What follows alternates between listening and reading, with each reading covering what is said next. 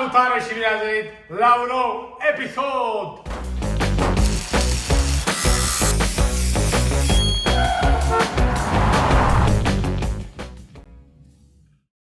Parcă nu mă satur să privesc această bijuterie albastră, furia albastră a început să devină albastră.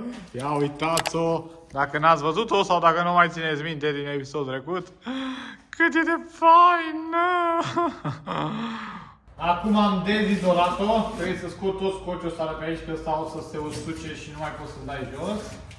Și o să ne apucăm de montat, bineînțeles. În episodul de azi sper să reușim să o montăm de tot. Și în episodul următor, dacă are timp să vină Drăcea să o vadă, dacă nu, o expediem la vopsit.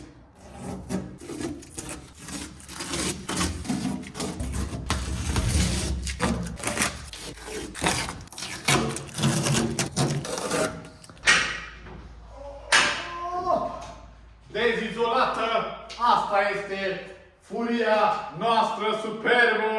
De fapt nu e a noastră, e a lui Drăcea. Dar sincer să vă zic, la început vorbisem cu el să mă ocup doar de dezmembrat, tinichigerie, să o aranjăm cât de cât. Dar pe parcurs i-am zis că am cam prins drag de ea. Zis sincer, am prins drag de ea. Când lucrez la mașină, parcă am prins drag de ea, nu știu. Ori am eu problemă, ori nu știu care e faza. Am prins drag de ea și aș vrea să o ia de aici pe roți, montată, aranjată ca și portocala noastră. Așa că asta trebuie să facem, n-avem ce facem. Acum o terminăm până la capăt, dar eu zic că nu o să mai fie mult din punctul ăsta. De fapt, după vopsitorie, că acolo nu știu cât o să dureze, până una alta noi avem treabă cu piesele, dar după eu zic că nu o să mai fie mult la montat. Sper și îmi doresc și o să fac tot posibilul să nu mai fie așa mult. Vă mai arăt încă o dată că eu nu pot să mă abțin, nu pot să mă abțin. Ia să vedem ceara cum e, pe unde s-a scurs. Mamă, cum e ceara asta, ești nebun. Ia uite, frate. Mamă. E forță, ești nebun. Deci s-a întărit ceara asta, e chiar ce trebuie. Îți dai seama cum e pânăuntru? N-ajung și n-am cameră de aia, dar cred că e forță oricum. Cum se simte, frate. Bă, eu zic că e ce trebuie. Da, râd ca prostul. Vorbesc ca prostul, dar nu știu, îmi place tare. Sper că vă place și vouă. Sper că o să fie și Drăcea mulțumit de lucrarea asta. Nu-i o lucrare perfectă. Eu i-am zis din start că eu nu sunt profesionist, eu sunt amator. Nu fac lucrurile perfect, dar le fac cât pot eu de bine. Hai că de aici nu vă arătasem. Ia uite-o. Hap, hap, hap. Hap, hap. Gata cu nebuneala. Hai să mai și muncim, să mai și montăm. Acum o să înceapă o altă distracție. Căutatul de șuruburi. Nu mai știu care pe unde sunt. Dar le găsim noi. Mai luăm altele noi. Mai luăm de la altă mașină. Mai improvizăm. Și facem treaba să fie ca lumea. Și dacă tot am pomenit de distracție, vreau să vă zic de distracția mea de seară sau de când am puțin timp liber, de a căuta mașini second hand pe toate platformele astea de vânzări.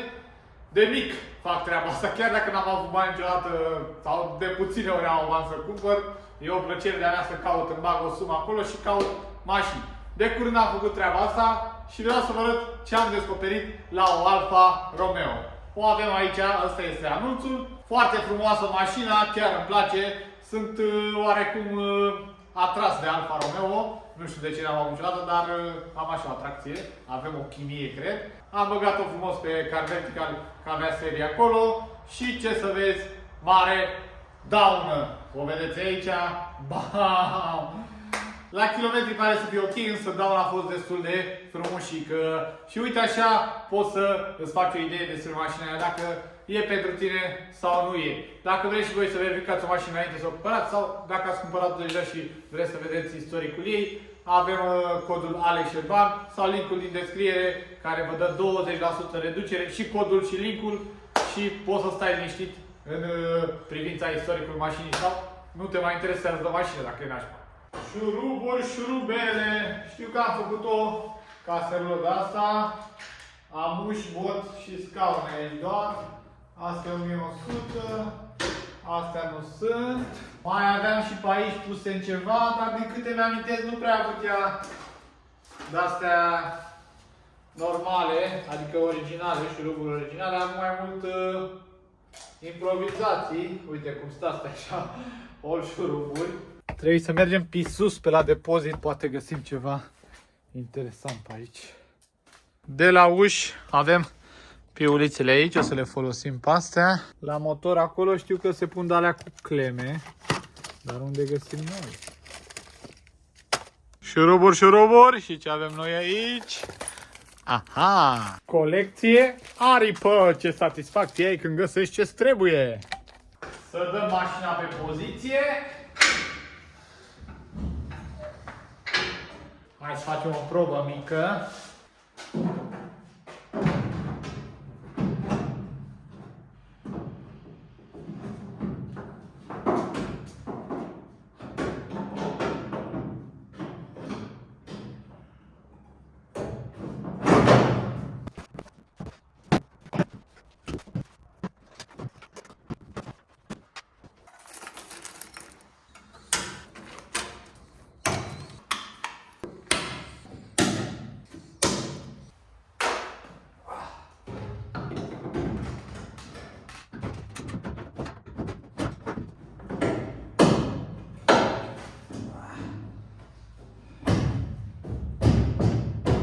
Ce credeam eu? Că decât o arunc aici și s-a lipit singur.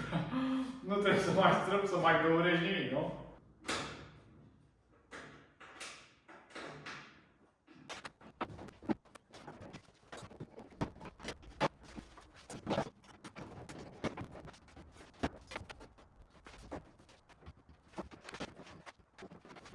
The next day.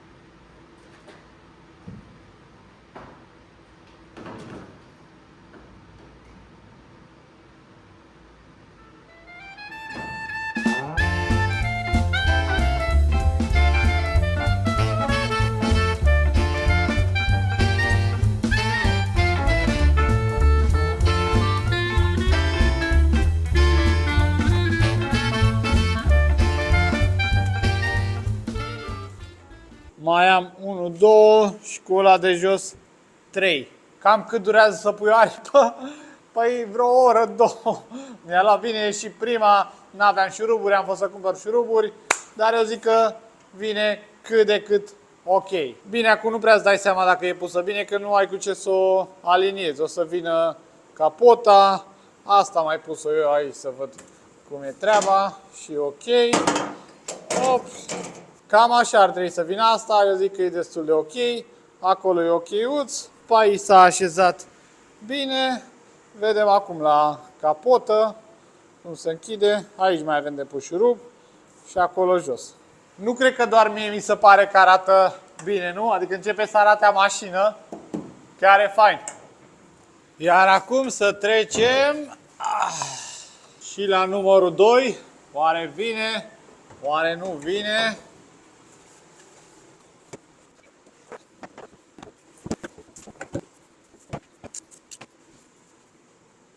Of, of, of. Ia și fă mașini de-astea și repede și bine și tot ce trebuie. Cum naiba să le faci, băga mea și piciorul să-mi bag. Aripa am așezat-o cât de cât să vină la locul ei, să se potrivească la șuruburi aici. Dar ce să crezi? Ia priviți diferență aici la colțul ăsta. Pac, pac. Ce să-i fac, frate? Aici e ok, n-am ce să zic, chiar vine bine. Dar aici, uite, dacă te uiți, vine mai în jos așa, la vine la drept. Talpa asta aici, nu știu cum să zic, aici. apăsă-i drept și ăsta vine așa, în acoperiș. Și cred că asta e problema. Și acum întrebarea e, cum îndrept eu situația asta? Că sunt total pe din afară. Dacă știți voi, lăsați-mi un comentariu, că eu nu știu dacă reușesc așa ceva. Ori trebuie să desfac, să sudez din nou, nu. A? Ce? Nu se poate așa ceva!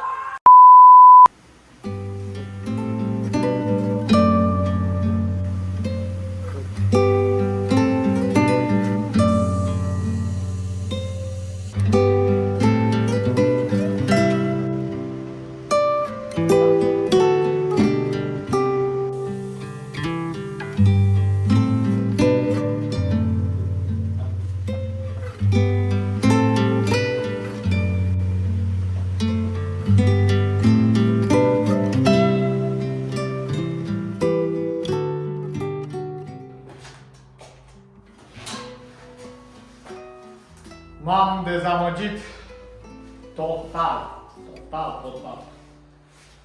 Am zis că o rezolv, că o montez, dar asta e la mă, când îți dă așa la moral câte o situație de asta, n-ai cum poate să meargă totul la dacile astea, să fie totul pe potriveală, n-ai cum. Și acum chiar n-am ce să fac în seara asta, n-am cum să rezolv problema. Cred că ați văzut cum ne-am chinuit aici să îndreptăm aia, dar n-am avut mare succes. Am pus telefonul aici, n-am avut dispoziția necesară de filmat. Acum eu am pus și capota să probez să văd cum vine. Pe partea asta chiar vine ok, când vine aia lipită acolo e super ok. Am pus și gri la față, ochelarii. Ia uite-o, e aproape gata furia albastră. Însă problema este și aici vine ok, pe partea asta. Se încadrează super și la găuri aici. Însă problema este aici. Uite, ia uite ce problemă aveam. Trebuie dată asta atât în fața aici. E plecată cumva de acolo. Cred că a fost pusă mai în spate sau asta fiind de conex era mai scurtă, nu știu care e faza. Că ați văzut că eu am și nu știu dacă v-am filmat mai de mult, am și tăiat buza asta că era mult mai lată. Deci conexul e varză la piese de schimb, dar dacă n-ai altă variantă, mergi și cu asta, dar uite că întâmpin probleme.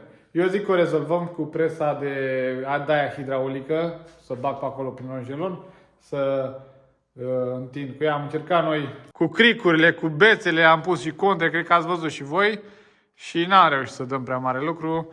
Trebuie să băgăm cumva aici și acolo, ca să o dai așa.